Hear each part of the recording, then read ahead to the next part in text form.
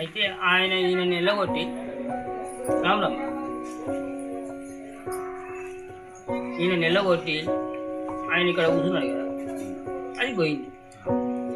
పోయిన తర్వాత కాలం నిండింది. అప్పుడు అరే ఇక నేను నాతోటి కాదు, నేను బండ అవుతాను నీళ్ళుగా.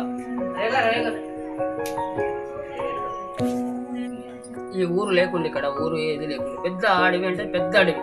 ఇది అత్యంత భయంకరమైనటువంటి అడవి. ఈ అడవి ప్రాంతం లోపల మునీశ్వరులు, 7 మునీశ్వరులు ఈ ప్రాంతం అంతా తిరుగుతుండేవాళ్ళు.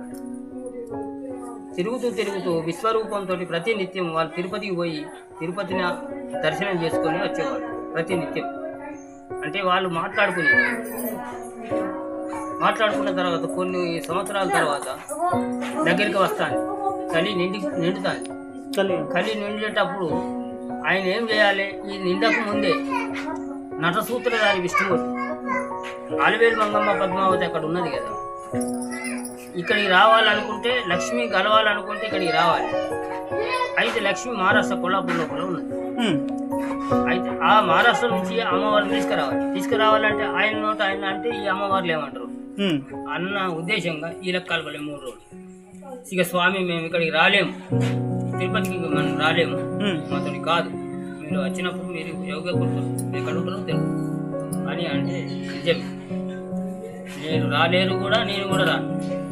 కాకపోతే నేను మీకు అక్కడనే దర్శనం ఇస్తా, మీరు అక్కడనే పూజ చేసుకోండి అంటే సరే. మరి ఎట్లా పోవటానికి నేను ఒక్కరినైతే రాను.